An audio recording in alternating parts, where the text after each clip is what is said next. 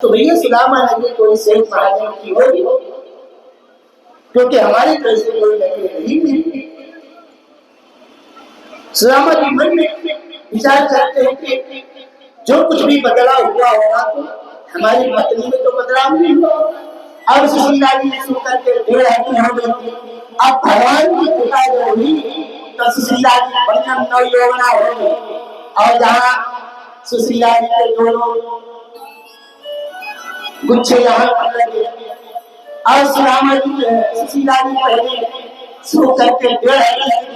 अब तो बढ़िया है तो हो गई। सुदामा जी ने कहा अरे सुशीला तेरे दोनों सुशीला और मुझे हो गई है कृष्णा। सुशीला जी ने कहा प्रभु आपको चाहिए था दर्शन और मुझे चाहिए था धन। आपको दर्शन मिल गया और मुझे धन मिल गया। सुदामा जी ने कहा अब यही घर को तू देख कर कह मैं तो चला। सुशीला जी ने चला तो नहीं और कहा कि नहीं आप नहीं रहोगे तो हम कैसे रहेंगे, हम भी आपके साथ चलेंगे। उसी समय भगवान आ गए और भगवान ने कहा सुदामा जी अब कहीं जाने की जरूरत नहीं, हमारे भजन करो और अंत में तुम्हें हमारा ही तीर्थ धाम की प्राप्त।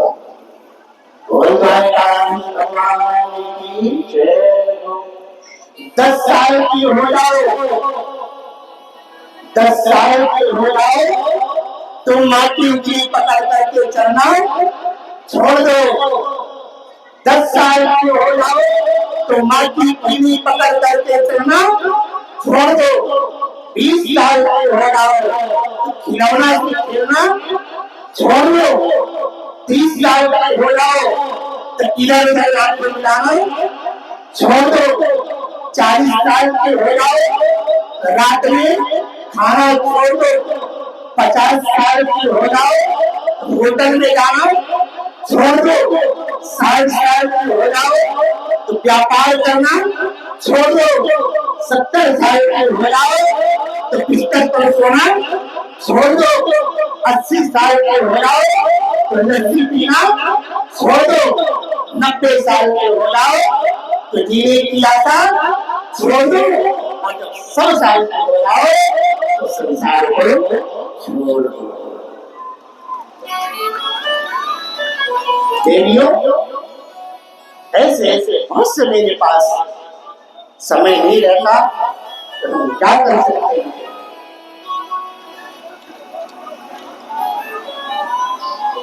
आशीर्वाद के लिए तो आंख हमारी है। आज मेरी कथा का अंतिम दिवस है और तुम तो ठहरे परदेसी साथ क्या निभाओगे, इसलिए हम कल सुबह अपनी गाड़ी से चले जाएंगे। तो आशीर्वाद के लिए तो आंख हमारी है, दिल आपका धड़के तो धड़कन हमारी है। ठाकुर जी हमारे करे आप लोगों से हमारा प्यार हो इतना कि सांस आपके निकले तो मौत हमारी हो, सांस आपके निकले तो मौत हमारी हो। इस तरह से सुदामा जी चले गए और एक दिन सूर्य ग्रहण लगा। सूर्य ग्रहण के समय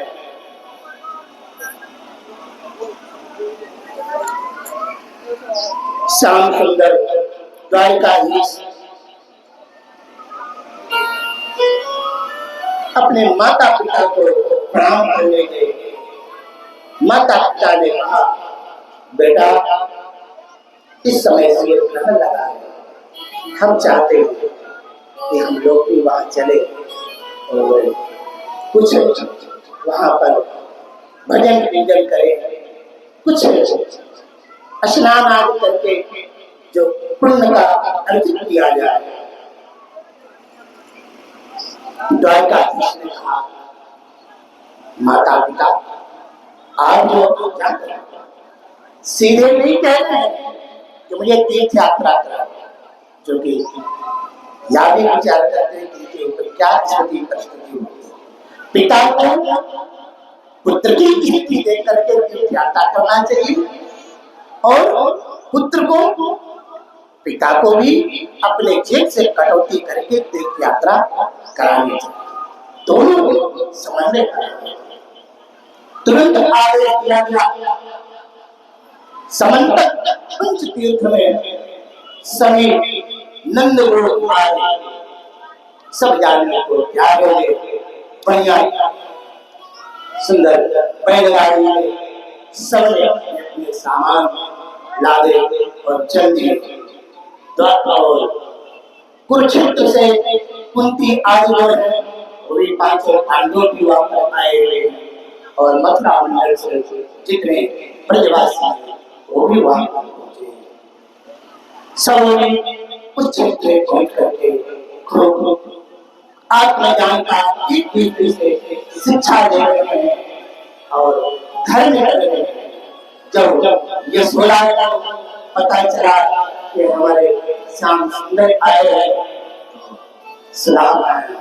श्याम सुंदर से मिलने के लिए यशोदा पहुंची है और अपने गोद में उठा लेती है।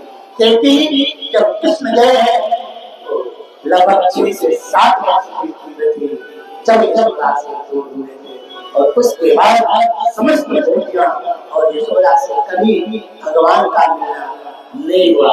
आज भगवान के पुत्र और भी हो गए हैं जिनसे यशोदा माँ से मिले। मैया ने कहा कि हमारे परिवार तो बहुत दुर्लभ है। इतने तुम आदि बहुत सब वहां पर गए। यशोदा मैया सबको आशीर्वाद दिए। इसके बाद पांडव गए तो भगवान की जो अष्टपटरानियां हैं उन्होंने भगवान से आज्ञा चाहिए कि हमने सुना है कि द्रौपदी भी आई है, हम चाहते हैं कि उनका दर्शन जरूर। भगवान ने कहा शीघ्र आई। भगवान की अष्टपटरानियां द्रौपदी से मिली गई, लेकिन वहां पर कृष्ण की चर्चा हो रही है कि आप यहाँ कैसे विवाह हुआ, आपने विवाह में क्या मिला, कैसे हुआ। सत्यभामा, रुक्मिणी, जाम्बवती जितनी पत्नियां हैं सब अपनी अपना भाव बता रही कि मेरे यहाँ किस तरह का युद्ध हुआ, मुझे तो भगवान ने ऐसा वर्णन किया। जो भी चर्चा द्रौपदी के पास हो रही है वो सिर्फ संसारिक चर्चा हो रही है। द्रौपदी से मिलने के बाद जब रुक्मिणी याद आई, भगवान को प्रणाम करी, भगवान से आज्ञा ली, प्रभु मैंने सुना राधा रानी भी आई, मैं उनका दर्शन करना चाहूंगा। भगवान ने कहा जरूर जाना चाहिए। आज रुक्मिणी से मिलने के लिए, राधा रानी से मिलने के लिए रुक्मिणी जा रही है और मैंने जैसे आप लोगों से कहा था जब मित्र से मिलने जाना हो खाली हाथ नहीं जाना चाहिए। एक लोटा दूध लेकर के भगवान की पत्नियां गई।